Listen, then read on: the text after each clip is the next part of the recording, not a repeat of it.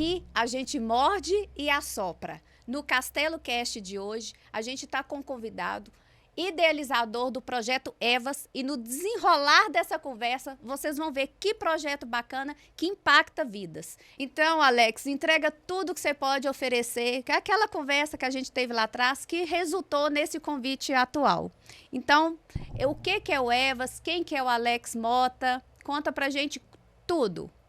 Vamos lá. Primeiramente, muito obrigado pelo convite. Eu fico muito satisfeito, né, de poder compartilhar com vocês um pouco desse conhecimento que tem literalmente salvado muitas vidas, resgatado muitas pessoas do fundo do poço.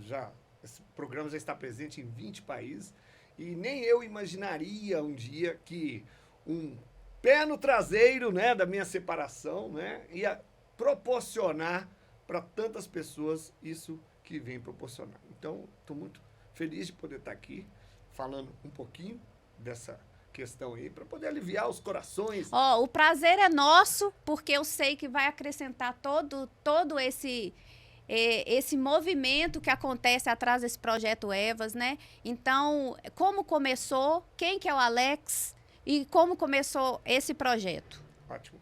Bom, o Alex é um apaixonado pela neurociência. Há mais de 30 anos eu busco me aperfeiçoar nos diversos conceitos que envolvem as questões neuro-hormonais, as questões da inteligência emocional, da programação neurolinguística, da filosofia, nas suas diversas vertentes. E eu percebi lá atrás que eu tinha uma capacidade muito boa de me comunicar com as pessoas, né? Uma certa habilidade. E que eu poderia, então, levar ao conhecimento das pessoas mais informações para que elas pudessem melhorar as suas percepções em relação à vida, para que elas melhorassem a sua performance, tanto fora da empresa quanto dentro da empresa, né? Na família, na sociedade, na igreja, e isso pudesse, de alguma forma, contribuir com os resultados no crescimento profissional dessa pessoa. E você disse que tudo começou com pontapé no traseiro. Exatamente. Né? E onde que foi essa virada de chave? Como que tudo começou para você trazer para as pessoas a sua experiência e dela de ser transformada esse projeto do EVAS? Vamos começar. O que é o EVAS? EVAS é um protocolo psicoeducativo de reconstrução emocional nas fases pré e pós-separação. É como se eu pegasse a pessoa que está no estado emocional completamente devastador e eu colocasse essa pessoa nos trilhos novamente, só que com uma percepção mais amplificada sobre tudo o que aconteceu, que fez com que a relação dela chegasse ao ponto que chegou, o porquê que isso tudo aconteceu, o que o cérebro dela, o que o cérebro do cônjuge tem a ver com isso. E aí vem um monte de questões que envolvem a psicologia, que envolvem a própria programação neurolinguística, né, e a filosofia. E ela começasse, então, a entender os motivos que levaram a relação a chegar ao ponto que chegou, para que ela possa se livrar daquela sensação de culpa e de fracasso por tudo que aconteceu.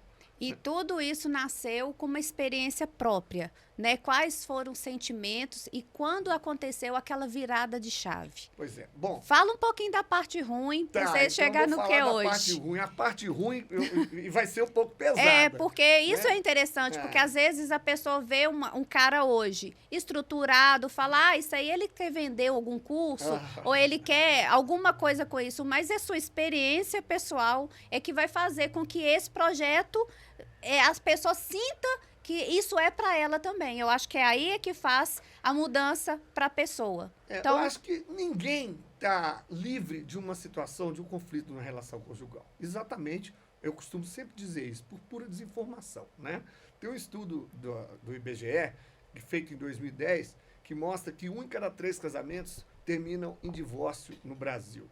E depois que o EVAS começou a ganhar notoriedade em outros países, eu percebi que esse número ele é válido para o mundo inteiro.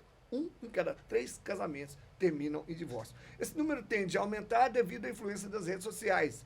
As pessoas, elas estão se iludindo demais com uma vida que não existe. Por isso que eu falei para você falar da sua experiência, a parte ruim, porque você passou um processo doloroso, mas que você conseguiu virar essa chave. Exatamente. Né? E como que começou? Você era casado? Eu era casado, 30 anos de relacionamento, tocando uma vida, focando no trabalho, achando que eu estava fazendo tudo certo, até que veio o pedido de separação por uma série de erros que ambos cometíamos e que a gente nem imaginava que a gente cometia esses erros, o que fez com que a relação fosse acumulando emoções negativas, conflitos, frustrações, desgastando, até que a minha ex-esposa pediu a separação. E aquilo ali para mim foi o caos.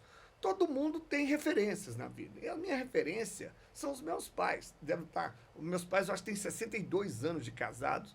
E os dois são um casalzinho de pombinhos. É um cuidado um com o outro. Então, para mim, na minha visão, o casamento tinha que ser para sempre. E foi muito difícil de eu aceitar a separação.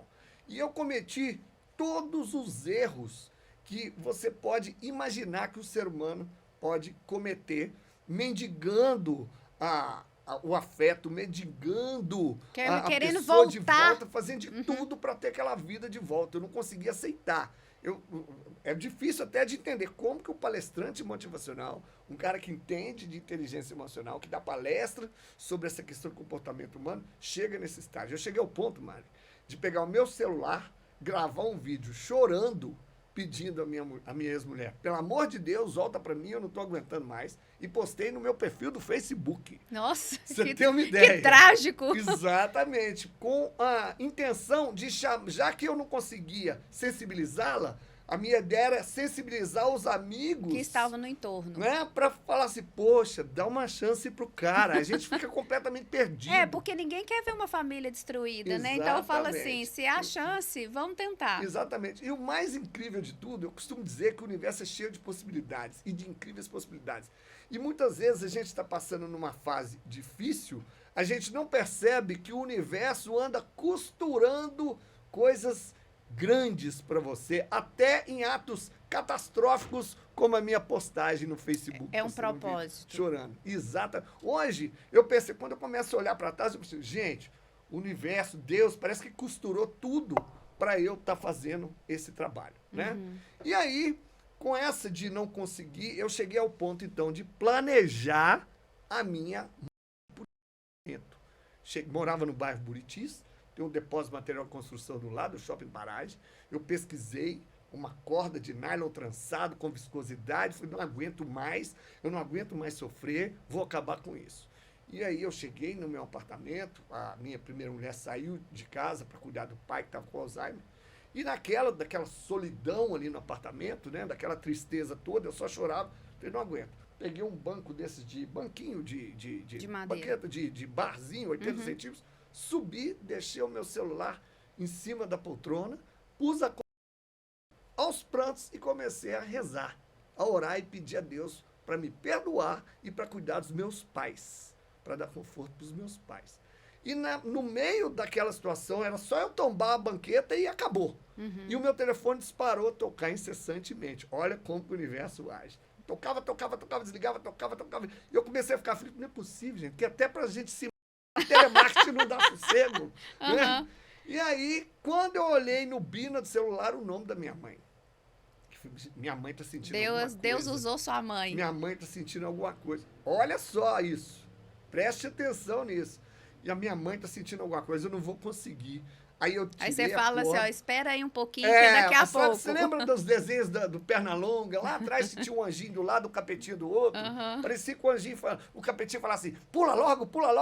O anjinho, não, vai lá e atende. Ficavam naquela depois guerra. Você volta.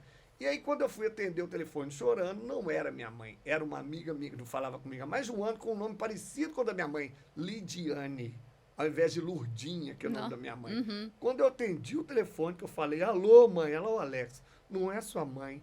Graças a Deus você atendeu o telefone. Meu corpo estava aqui ardendo em brasa. E falando assim, liga para Alex, liga agora Tô liga agora pro Alex, liga agora. E graças a Deus você atendeu, Alex. Eu estou te acompanhando no Facebook. E eu assim, meu Deus, todo mundo está vendo a minha novela mexicana no Facebook, né? E aí ela disse assim, olha, eu não sei o que eu te falo, mas graças a Deus você atendeu. Eu só tenho que a única coisa que meu coração está mandando eu te dizer, Deus tem uma coisa muito grande para você. E eu não posso continuar o telefone, que eu tenho que acompanhar minha mãe ao supermercado, mas amanhã a gente pode conversar. A partir daí, Mari. Aí você começou a pensar. A partir daí, na verdade, nessa mesma noite, tinha uma garrafa da Johnny Walker na minha frente, no buffet, e eu comecei a olhar fixamente para a garrafa e começar a perguntar para Deus, o que o Senhor tem de tão grande para mim, Deus? Se o Senhor tirou a minha esposa, tirou o convite para minha família, o que o Senhor tem para mim de tão grande? E aí, à medida que eu perguntava, eu ouvia a minha voz respondendo o slogan da garrafa do Johnny Walker, Keep Walking. E eu comecei, pô, tô louco, agora eu tô louco. Sim, uma viagem, tô na viagem. E a partir daí aconteceu uma série de questões em menos de 24 horas que eu entendi que não era para você. Como que um cara que há 30 anos estuda comportamento humano, ajuda pessoas a virar a chave, estava se entregando a esse estado emocional. E não estava mudando a própria. Graças a essa frase do whisky Johnny Walker. Porque junto com esse whisky, eu ganhei uma toalhinha da Johnny Walker que fala assim, ou eu encontro um caminho ou eu faço. Keep walking. Que é uma frase de um poeta inglês que morreu em 1754, de nome Philip Sidney. E eu vi, cara, eu tenho que encontrar um caminho. E no dia seguinte, a resposta veio, o caminho é o que você faz há 30 anos, cara. É estudar isso aqui, ó. Entender por que você está nessa. E a partir do momento que eu comecei a estudar, exatamente entender o porquê que o meu cérebro entrou nesse estágio todo, eu entendi um esquema cerebral de nome rebaixamento cognitivo, a partir do sistema límbico, que é o elemento cerebral capaz de gerenciar todas as suas emoções. Tudo estava aqui, ó, no meu sistema límbico. E a partir do momento que eu entendi isso e comecei a estudar para reverter esse processo, eu comecei a trazer para a minha vida percepções e práticas que em um mês e meio, eu estava, ao invés de postar vídeo chorando no Facebook, eu estava postando vídeo saltando paraquedas, tocando violão, dando gargalhada, entrando em grupo de moto, curtindo a vida doidado. E olha só. Mas de verdade? Porque muitas pessoas, às vezes, passam por esse processo, aí ela quer viver tudo que ela não viveu no relacionamento e se aventura. E eu fiz tudo o que eu queria fazer. Eu fiz o que eu não tinha feito e muito mais. Porque eu percebi que eu poderia fazer isso, que eu estava vivo, respirando, caminhando com as minhas próprias pernas, e já chegando com os meus próprios olhos. Eu podia tudo que eu quisesse. E já não estava tendo o mesmo sentimento que você estava no início. Não, porque eu tirei o foco daquilo que me fazia sofrer. Para Presta o que atenção você... nisso, pessoal que está assistindo aí. E passei a focar naquilo que me fazia me sentir bem, que me engrandecia. Foquei na minha evolução. Como que eu me torno uma pessoa melhor? Para que eu possa nunca mais ter que passar por isso e viver a melhor fase da minha vida. Já que ela não quer... Ela não quer. Ninguém é obrigado a ficar com ninguém, e mas eu preciso seguir bem. E aí, olha só, de repente eu comecei a receber um monte de mensagens no meu Facebook. Cara, o que você fez? Há um mês atrás você estava péssimo, você estava acabado. Cara, me ajuda, eu tô separando. Cara, eu me separei e não consigo superar. Muita gente começou a me perguntar. E eu, pô, aí assim, você encontrou seu propósito. E aí é que eu vi, que eu comecei a compartilhar o que eu estava aprendendo com essas pessoas, e essas pessoas começaram a me devolver. Cara, eu estava decidido a me matar. E olha que interessante, segundo a Organização Mundial de Saúde, existem 800 mil suicídios por ano no mundo. Por ano. Na fase adulta, 95% por causa da área deles sentimental. Tem a ver com a perda afetiva. Um suicídio a cada 40 segundos. E a quantidade de gente que falou, cara, eu estava disposto a me jogar debaixo do primeiro caminhão que passasse na rua. Aquilo que você falou mudou tudo. Então ali eu comecei a entender... o seu grande propósito. Cara, não foi por acaso que eu passei por tudo isso, né? E aí eu comecei a compartilhar com aquelas pessoas, mas aquilo começou a tomar uma intensidade tão grande que começou a me atrapalhar das atividades que eu queria tocar na minha vida. Foi aí, então, que depois de literalmente quebrar tudo, né, curtir a vida doidado, eu conheci a minha atual esposa, que roubou meu coração e acabou com a minha farra, né? E pronto. E aí a gente ali, naquela relação gostosa, de começo de relação, ela tem uma história incrível. Eu falei, cara, essa pessoa... Eu conheci várias mulheres nesse processo, mas essa era diferente. E a história dela, cara, a história dela me encantou. E aí, a gente ali, no início de namoro, ela via a quantidade de gente que me mandava mensagens, que mandava WhatsApp, pedindo socorro. Cara, pelo amor de Deus, eu tô mal, me ajuda e tal. E ela falou, amor, olha, você tem uma produtora de vídeo, você trabalha com marketing também. Por que você não pega o que você sabe, grava uns vídeos e coloca na internet? E ajuda um número Pra muito quando maior. a pessoa te pedir, em vez de você ficar falando 2 horas no telefone, você só manda o link, você vai ter tempo para você, tempo para o seu trabalho, Sim, tempo e pra vai nós. ajudar. E eu, bacana. E aí, olha o universo agindo. A gente, coloquei isso na internet e eu percebi que aquilo ali começou a tomar um corpo muito grande. Muito grande. E eu vi que eu ia ter que profissionalizar esse negócio. Até porque a minha esposa, ela é amiga de infância de uma pessoa muito conhecida nesse meio do marketing digital.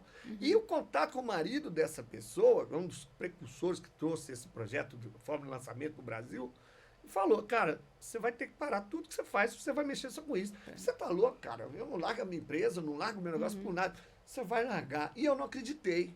E acabou que a coisa foi tomando um corpo tamanho, que vai de boca a boca, a pessoa vai divulgando. Quando eu vi, eu estava na Argentina, quando eu vi, eu estava nos Estados Unidos, quando eu vi, eu estava em Portugal, quando eu vi, eu estava em Angola. Ou seja, as pessoas desse país me procurando. E eu tive, então, que migrar 90% do meu tempo para esse protocolo, para esse projeto que chama Programa EVAS. Existe vida após a separação, que também evite a separação. E para os meus alunos, eles falam, cara, o EVAS, se você escreve de trás para frente, é save.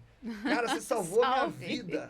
Então, assim, que coisa incrível, né? Então, a gente tem que aprender, gente, que quando a gente está passando por uma fase difícil da separação, primeiro, você não tem que se sentir culpado ou fracassado por tudo que aconteceu. Por que não? Por mais que você tenha feito muita coisa errada, você fez por desinformação. E fez na consciência que você tinha Cara, na você época. fez por conta de instinto, você fez por conta de registros lá no seu campo do consciente e do inconsciente. Então você não tem que se sentir culpado. Você nunca acordou de manhã, bom dia, hoje eu vou ferrar com o emocional do meu cônjuge. Ninguém faz isso. Então você não tem que se sentir culpado, né? Você tem que aproveitar essa oportunidade onde você está dilacerado emocionalmente, porque naquele momento ali é um momento que, apesar do seu cérebro perder 85% da capacidade cognitiva em função da produção de cortisol, que eu posso falar sobre isso daqui a pouco, o seu cérebro você calçou as sandálias da humildade para poder aprender o que você precisa aprender para você consertar tudo que você fez de errado na vida e entender que o que vale é o daqui para frente. O que daqui para trás já passou, não dá para mudar mais. Mas você pode mudar o agora para mudar o seu amanhã. E como que funciona o EVAS? É presencial? É um curso? É uma comunidade? Como que funciona? Como você ajuda essas pessoas que hoje passam pelo que você já passou? Como que elas chegam em você? Bom, eu tenho alguns conteúdos, né, no Instagram, no YouTube. Vou pedir o pessoal para poder deixar a legenda aí, né? Alex Mota Evas. E essas pessoas, então, elas tomam conhecimento da existência desse protocolo, que até onde eu tenho notícia, e eu tenho vários alunos da área da psicologia, da psiquiatria, da área da medicina, que falam, Alex, não existe nada igual no mundo. Com a praticidade, a objetividade e a rapidez que você trata o assunto, para que a pessoa saia dessa condição emocional. Tem pessoas que fazem tratamento com um psicoterapeuta por 5 anos, 4 anos para lidar com isso. E esse protocolo consegue tirar a pessoa dessa condição emocional num espaço entre 10 a 45 dias. Ele se sente assim, cara, estou vivendo a melhor fase da minha vida. E aí você, através desse programa, você tem um passo a passo? Tem. Aí a pessoa me conhece ali no Instagram, vê a proposta, ela participa de uma imersão, E nessa imersão é composta de 4 videoaulas onde eu trato as 3 principais fontes de conflitos que estão deixando ela no estado em que ela está, que estão fazendo com que ela produza cortisol em excesso e que afeta a capacidade cognitiva dela. Essas 3 E fontes atrapalha em tudo, né? atrapalha Não, em tudo. na vida faz ela social, mendigar, trabalho, ela tudo. não consegue produzir, ela perde o contrato, perde o emprego. Não, eu tenho um monte de alunos lá que perderam cargo público, né? Perderam empresa, o cara conseguiu falir a empresa, né? Por causa dessa questão toda. Eu fiquei 3 meses sem conseguir produzir R$1. Eu não conseguia trabalhar, né? E aí, a partir do momento que eu começo a estruturar o emocional da pessoa trabalhando nessas 3 fontes de conflitos, que são essa sensação de culpa e de fracasso que eu comentei. A segunda fonte de conflito é, devido ao estado de ansiedade dela estar lá em cima, ela começa a cometer uma série de erros que só piora a situação. Fica pesquisando a rede social da pessoa o tempo todo, fica ligando, correndo atrás, tentando negociar, Querendo saber onde que foi. se lamentando para todo mundo, se vitimizando para todo mundo, querendo chamar atenção, porque ela não consegue conceber a ideia de não ter mais aquela pessoa ao lado dela, né? E a terceira fonte de conflito é o medo do novo. O medo de como vai ser a vida dela se a reconciliação não acontecer. O medo Voltar pro mercado de novo. O medo do cônjuge se apaixonar ou ir pra cama com alguém, né? O medo de como vai ser a vida financeira, o medo de um monte de coisa. Então, essas 3 fontes de conflitos é que desestruturam a pessoa emocionalmente. Então não adianta eu tentar ensinar nada para essa pessoa se primeiro eu não tratar essas 3 fontes de conflitos. Então essa imersão, ela visa exatamente isso. Eu começar a restabelecer a estrutura emocional da pessoa, aliviando em pelo menos 80% essas 3 fontes de conflitos. A partir do momento que eu faço isso, eu consigo entrar dentro da cabeça dela e fazer ela entender várias outras questões. Eu costumo dizer isso, é uma pirâmide, né, de evolução. Tem a base da pirâmide, que é um primeiro estágio, que ela precisa aprender a tirar o foco da dor, começar a focar mais nela. Depois ela vai entender tudo que ela fez de errado, que o cônjuge fez de errado, para ela entender que foi a desinformação, ninguém ensinou isso para ela em lugar nenhum.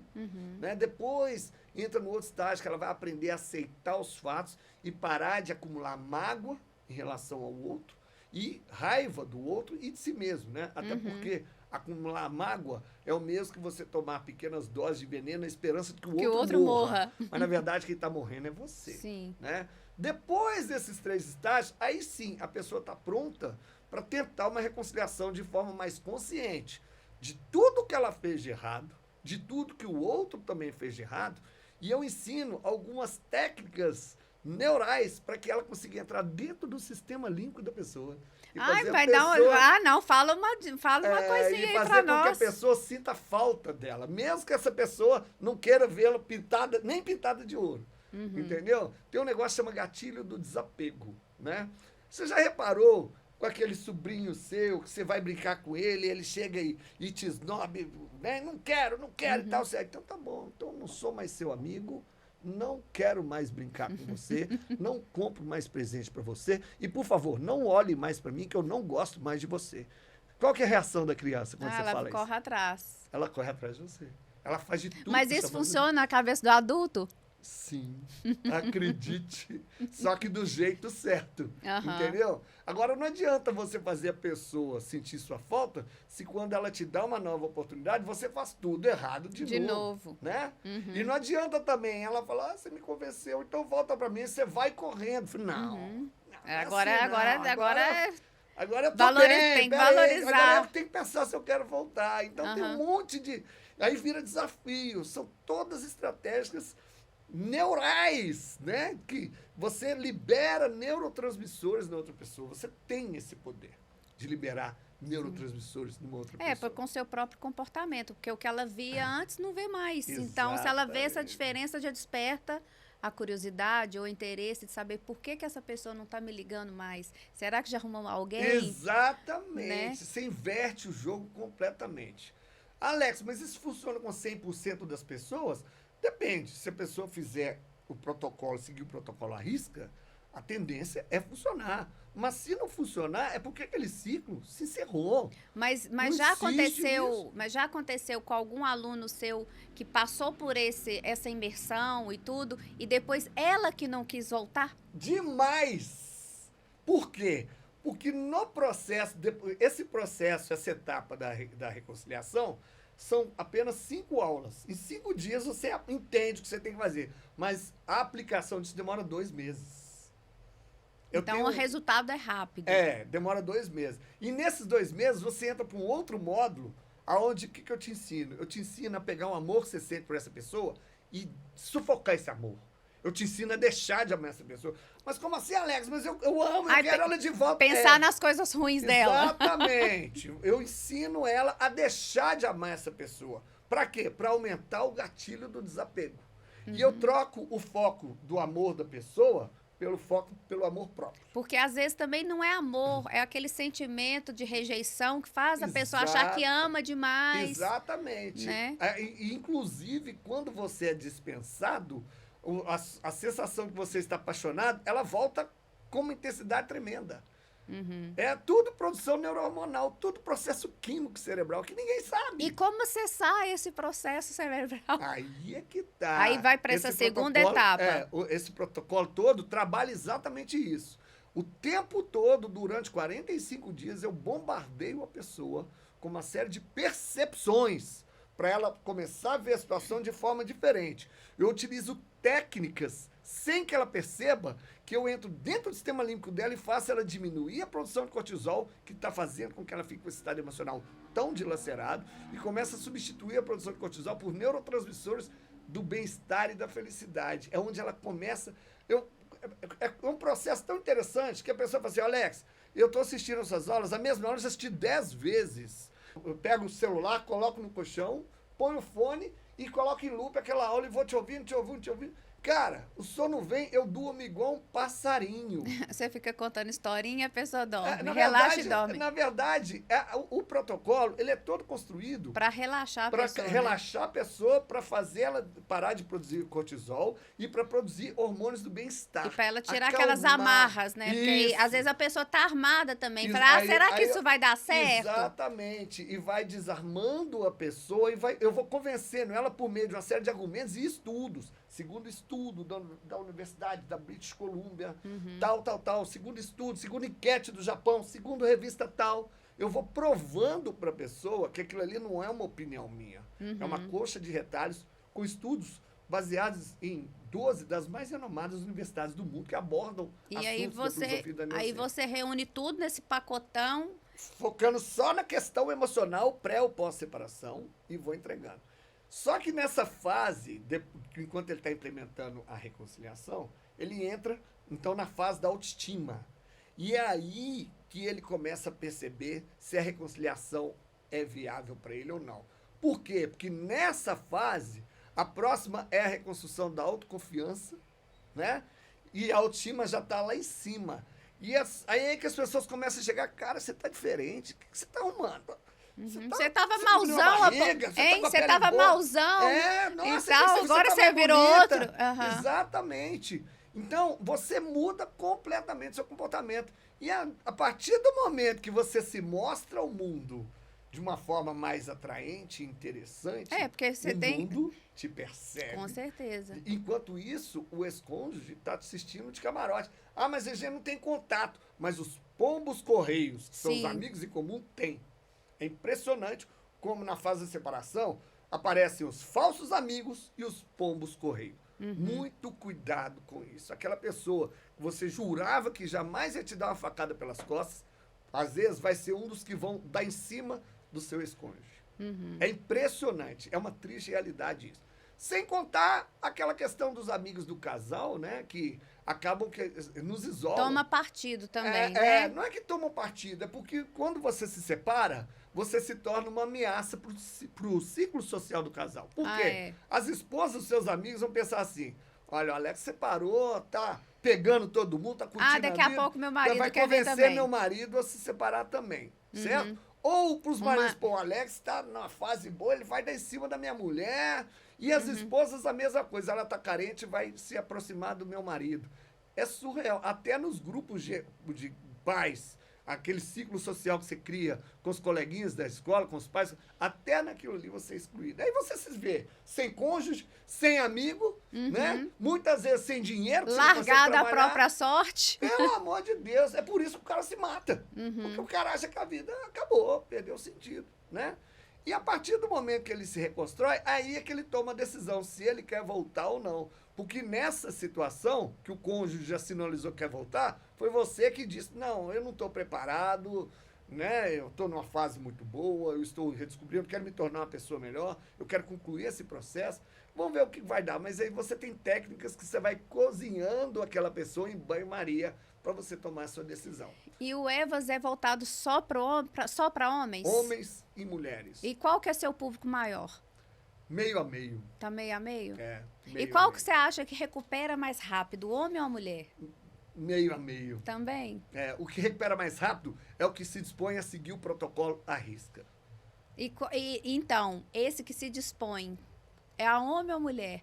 Olha, Qual que tem maior aceitação? Porque eu, como mulher, eu acho que a mulher tem mais facilidade a buscar ajuda do que o homem. eu te digo, Mari, não é, é igual. Não? É igual? Não existe essa de o homem sofre mais, a mulher sofre. Não existe. Não existe. Tem até uma Sofrimento é questão igual. que é bem difícil de tocar no assunto, porque muita gente não aceita, principalmente quem foi vítima dessa questão, que para mim foi uma surpresa. No meio de, até a data que a gente está gravando esse podcast, são mais de 7 mil alunos, né?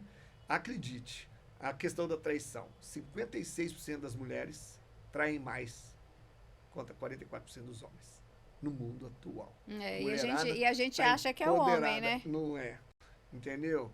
E eu te digo assim, Então vamos aproveitar esse tema seu. E o que você acha que leva à traição? Não estou falando só de mulher ou só de homem. O que você acha? Que ponto do casamento, do relacionamento, que leva um dos cônjuges a trair? Bom, existem diferenças de motivos, né, da intenção de traição entre homens e mulheres. Eu vou citar 2 de cada um que eu vejo que são os mais frequentes, tá bom? Por que a mulher trai? Na maioria dos casos, não posso generalizar, mas na maioria dos casos a mulher trai por vingança. Vingança do marido não ajudar em casa. Vingança do marido não se cuidar ou não cuidar da própria esposa, não valorizar o esforço da própria esposa. Vingança por ela se sentir meio que abandonada na relação. Nessa situação, né, ela se vê carente. Aí vem mal algum assistido, e aparece o bom de bico ali e leva, né? Então, no caso das mulheres, eu vejo muito isso, né? Já no caso dos homens, eu vejo a mulher, o marido vê assim, a mulher ela não se cuida porque a mulher moderna hoje, ela trabalha, além da carga do trabalho, ela tem que chegar em casa e cuidar dos filhos e da casa. Aí na hora que ela tem que cuidar dela, ela não tem energia para isso. O marido tá ali com a testosterona lá em cima, que a diferença de testosterona entre homens e mulheres varia de 10 a 30 vezes mais. O homem tem. Obviamente, o desejo sexual é proporcional. Então, o marido chega e ele acha que a mulher ainda tem que estar disposta toda hora. Hoje tem. Entendeu? E muitas vezes a mulher não tem essa energia. E ela não tem nem tempo de se cuidar, né? E aí o marido se sente frustrado com aquilo. E aí, quando aparece uma outra possibilidade externa, ele acha que é só uma aventura. É só uma aventura, não vai dar em nada. Muita gente fala assim, Alex, mas eu não concordo. Se quer trair, se casou, tem que chegar e falar assim, olha, eu tô a fim de te trair, então vamos separar, que eu vou te trair. Pensa numa situação. No caso do homem e da mulher também. É porque também ninguém planeja trair, né? Cara, eu tenho uma vida toda construída, uma família constituída, toda uma infraestrutura montada. Eu Isso não aqui quero é um abrir mão hormônio, disso. eu quero só aproveitar aquela chance, como ninguém vai ficar sabendo de nada. Não vai dar em nada, Acabou, não vai dar em nada. Então, eu vou ali e faço, né, satisfaço aquela minha vontade, né? E, Alex, é certo ou errado? Quem sou eu para julgar o que é certo e errado? Quem é qualquer pessoa que está assistindo aqui para julgar? Você não vive dentro entre as 4 paredes daquele casal para você poder julgar aquela pessoa ali, né? Mas eu sou daquela, assim, que tá ruim, tem que conversar, olha. Diálogo, exatamente. Vou chegar nesse ponto. né? Então, um dos pontos é esse. A mulher não se cuidar e não cuidar da relação nesse ponto. E o cara se sentir apenas um burro de cargas que paga as contas. Aí ele E também não se sente valorizado dentro da Aí ele relação. busca. E no outro caso, onde a mulher já trabalha, já é empoderada, lindona e tal, muitas vezes ela até ganha mais do que o homem, né? Ela se vê nessa posição social. Então ela meio que não percebe, mas às vezes ela critica um pouco ou cobra demais do marido que ele a acompanhe nesse sentido. E o cara não consegue. Então a mulher assume a posição de alfa na relação.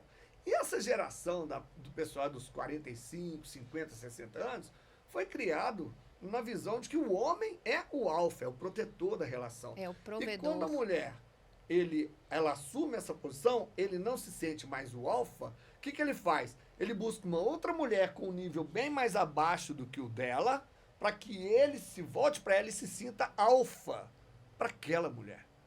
Tanto é que as mulheres falam isso muito. Eu tenho muitas amigas. Eu sou uma advogada, eu sou uma empresária bem-sucedida. Ele pegou a babá! Como assim? Nada contra a babá. A Gisele Bündchen é uma, né? Que aconteceu isso.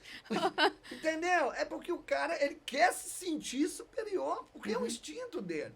Vai julgar o cara por conta disso? Quem somos nós? Quem nunca cometeu erro que atira a primeira pedra, né? E somando os dois, o que falta é o diálogo.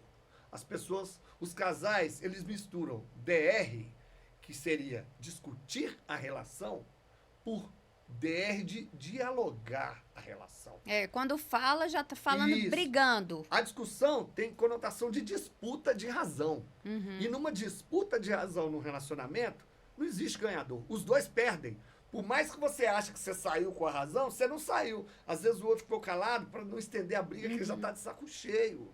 Entendeu? Então, ele não está afim mais de disputar. E aquilo ele só alimenta conflitos. Já o dialogar a relação, o diálogo tem conotação de entendimento, de se fazer ouvir e ser ouvido, de se colocar no pior lugar do mundo. E faz a pessoa que é até o lugar ver de do forma outro. diferente ele mesmo, né? Exatamente. Quando você consegue assumir essa posição de diálogo, você tem o poder de fazer com que a pessoa veja a situação no seu ponto de vista e você também tem a oportunidade de ver a situação no ponto de vista da outra pessoa. Mas os relacionamentos não têm essa maturidade. Aí depois que separa, aprende.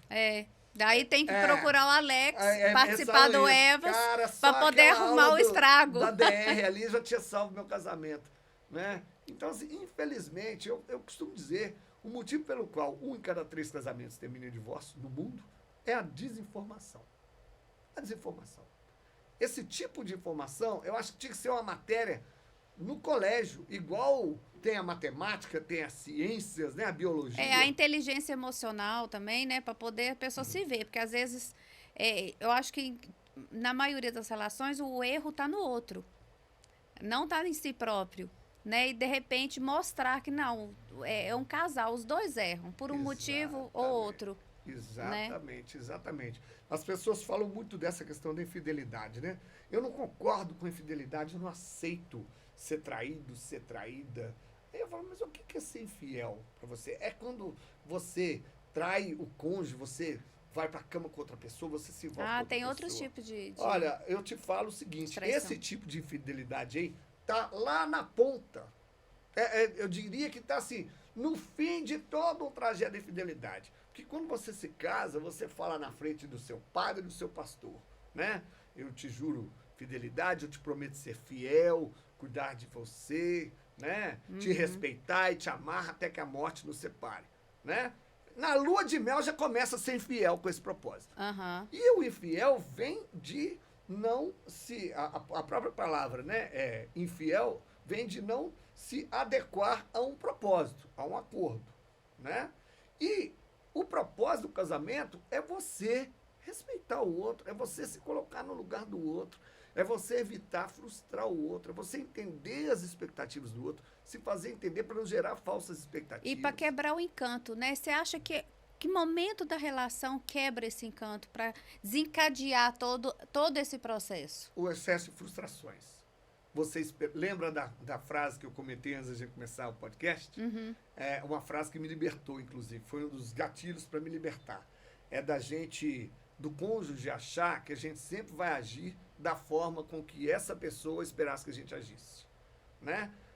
Ou seja, quando você cria uma expectativa de que o seu cônjuge sempre tem que agir da forma com que você acha que é o certo, ali você está começando a destruir o seu casamento. Por quê?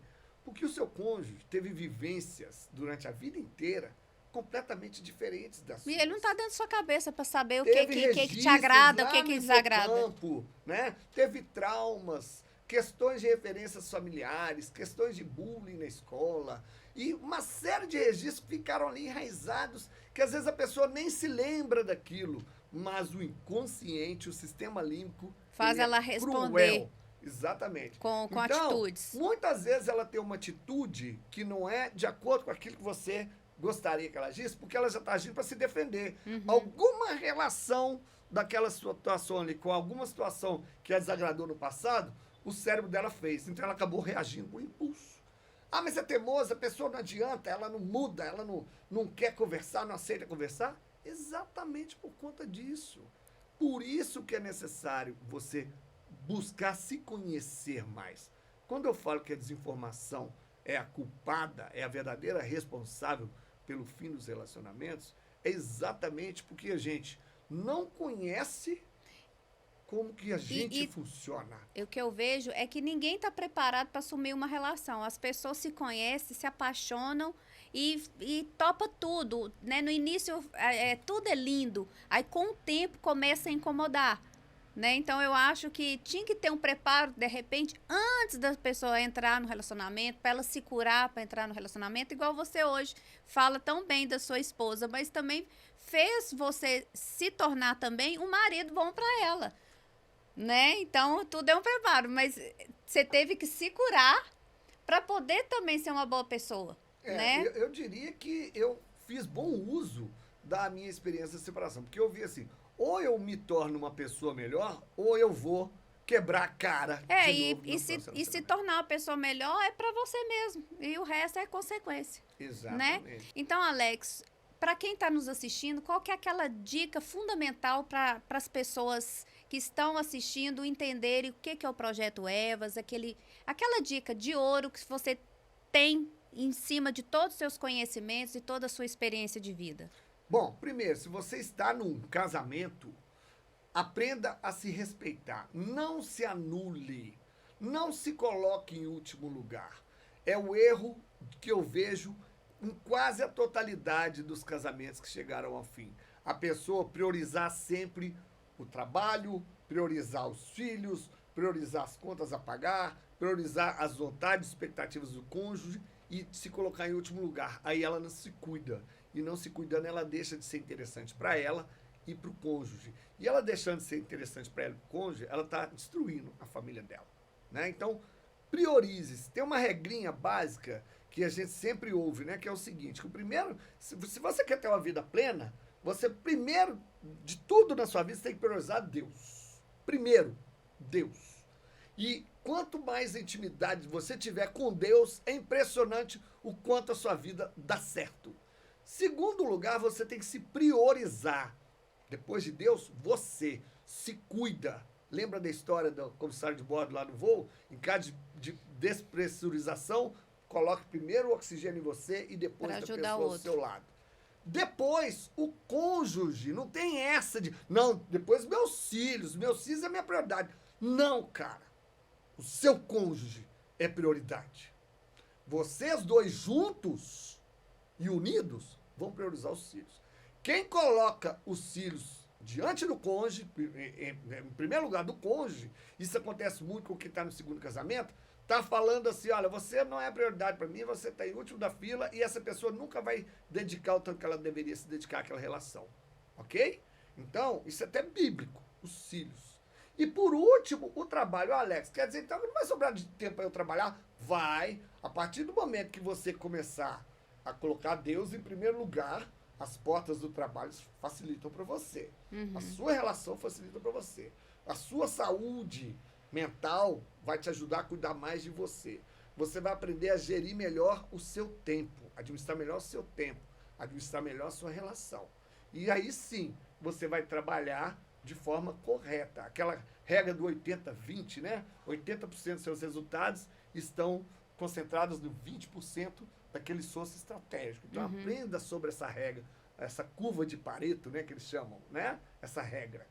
O problema é que ao invés da pessoa priorizar Deus, depois ela, depois o cônjuge, depois os filhos, depois o trabalho, o que ela faz? Primeiro o trabalho. Sobrou energia, os filhos são minha prioridade. Sobrou energia, atenção para o cônjuge. Se sobrar alguma energia, eu vou cuidar de mim. E Deus, domingo eu vou na igreja e está tudo certo. É por isso que as pessoas se ferram. Então, o meu conselho é, siga essa regrinha. Deus, você, seu cônjuge, seus filhos e seu trabalho. Você vai ver que sua vida vai ser plena. Gente, vocês viram que assunto não falta. Eu queria fazer mais um monte de perguntas que eu vou fazer numa próxima participação da Alex aqui. Então, eu quero agradecer ao Alex pela participação e convidar você a participar do projeto do Evas. Aqui está o link, está o QR Code dele, ele vai me passar, a gente vai colocar aqui na tela.